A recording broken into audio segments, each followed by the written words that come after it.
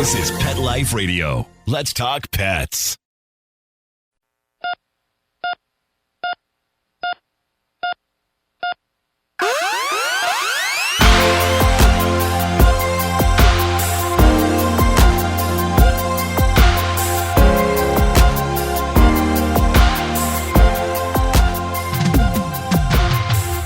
Welcome to ER Vet on Pet Life Radio. I'm your host, Dr. Justine Lee, and I'm an emergency critical care specialist and toxicologist. Thanks for joining us today. Today, we're going to be talking about how to build your own pet first aid kit. So if you have a dog or a cat, make sure to tune in right after these messages. Does your dog itch, scratch, stink, or shed like crazy? Come to DACVECC for help. Order a 90-day supply of Dynavite. Dynavite for life. Pick up 2 tubes of Doggosuds. Get the 3rd tube free. Peppermint, tea tree, lavender, Doggosud shampoo. Made with all-natural coconut, jojoba, aloe. Great for healthy skin and soft, shiny coats. But no itchy, harsh chemicals. Lather up, rinse away. Try Doggosuds. Buy 2, get 1 free. At Dynavite.com. DINOVITE.com.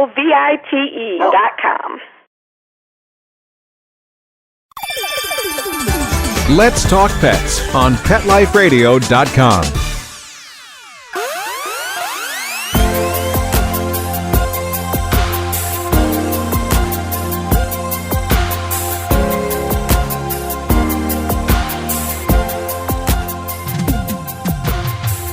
Welcome back to ER Vet on Pet Life Radio. Today, we're going to be talking about the importance of building your own pet first aid kit. Now, if you weren't aware, April is actually National Pet First Aid Awareness Month.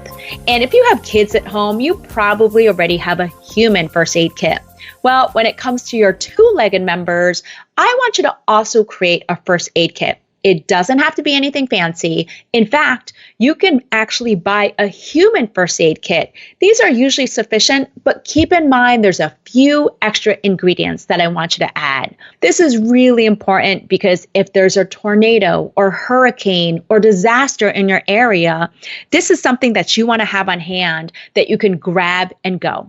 So I like to have a backpack with a human first aid kit in it, and I add 5 extra products. The first thing is, if you have a dog, please make sure to keep backup things for your dog. In other words, a can of dog food. And most people don't think, oh, I'm going to remember to put in a can opener. You need a can opener, or you need to buy cans that pop open. I also want you to have an extra collar and leash, name tags. And I want you to have an updated medical record plus a picture of your dog or your pet that's photocopied, put in a Ziploc bag, and available.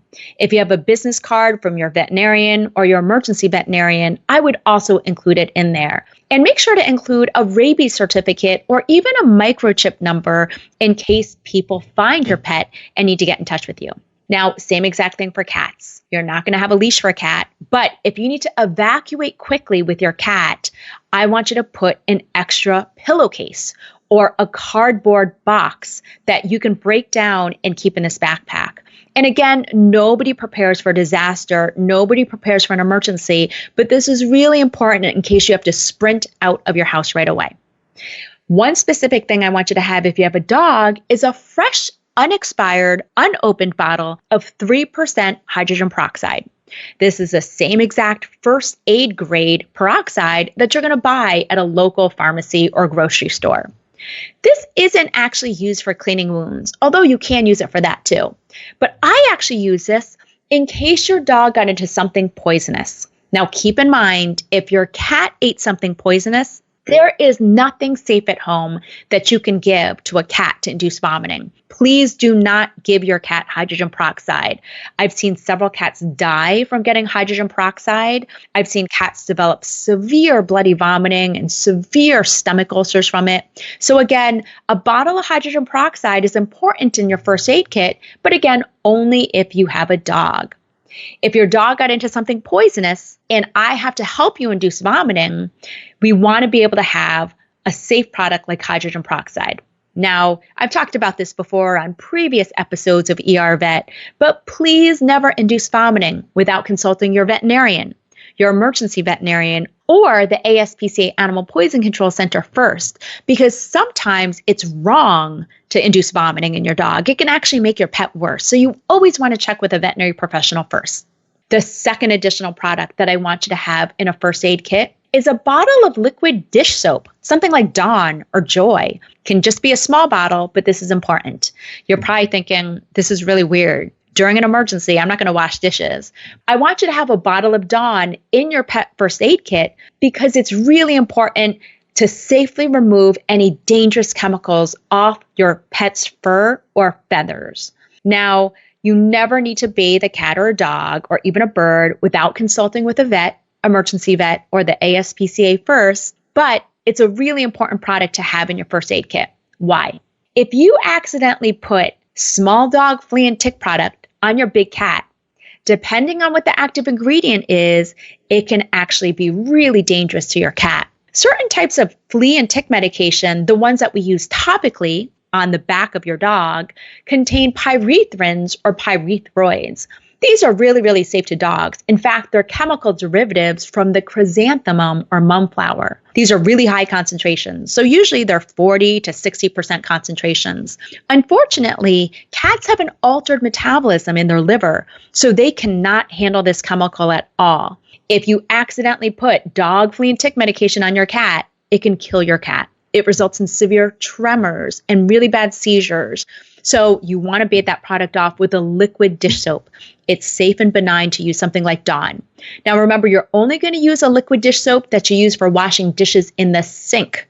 You do not want to use a dish soap used for washing dishes in the dishwasher. That's corrosive. So again, only something that you would use to wash dishes in a sink. And again, Dawn's my favorite product.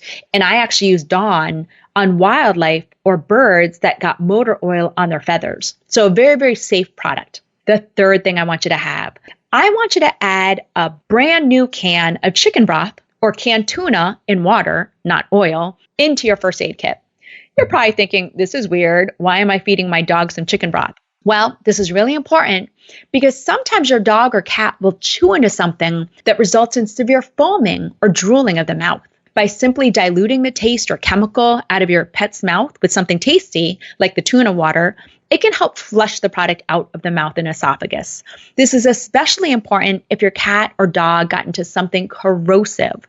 With corrosive products, we do not ever induce vomiting. And that's because if it's corrosive going down the esophagus into the stomach, it's corrosive coming back up when we induce vomiting. So again, it's better to flush out that corrosive product with something tasty. Again, when in doubt, always contact your vet, emergency vet, or the ASPCA before you give your dog or cat anything. The fourth product I want you to have is a gallon-sized bag of kitty litter. This is important because we never know when you have to evacuate quickly, but keeping a bag of kitty litter in your first aid kit or your cat carrier is really helpful in case you're on the run. The last thing is a couple of cans of dog or cat food and a couple of bottles of water. I'm a volunteer for disaster preparedness, so if there's an emergency like Katrina, as a veterinarian, I fly down to volunteer and help out the animals. I always think, in addition to your first aid kit, you need this pet bag ready to go. Again, having pop-off lid canned food is important. You can use dry kibble, but it will go rancid after a while. But again, you always want to make sure to have some of these products in your first aid kit. We'll continue with this really important topic right after these messages from our sponsors. Hi, Dr. Justine Lee. You know what I love? I love my cat Lola because she is so tolerant of my human kid, who's a toddler, whenever he tries to pick her up. But you know what I don't love? Cleaning up after Lola's litter box, which is why Arm & Hammer created new cloud control litter. There's no clouds of nasties when I scoop. It's 100% dust-free, free of heavy perfumes, and helps reduce airborne dander from scooping. So what happens in the litter box stays in the litter box. New Cloud Control Cat Litter by Arm & Hammer. More power to you. Let's talk pets. Let's talk pets On Pet Life Radio. Pet Life Radio. PetLifeRadio.com.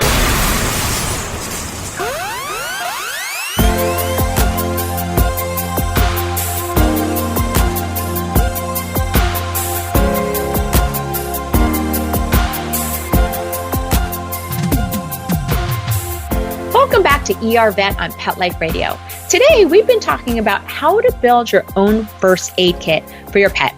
Again, you can use a human first aid kit. Most of them are pretty sufficient, but there are a few additional things that you want to add in.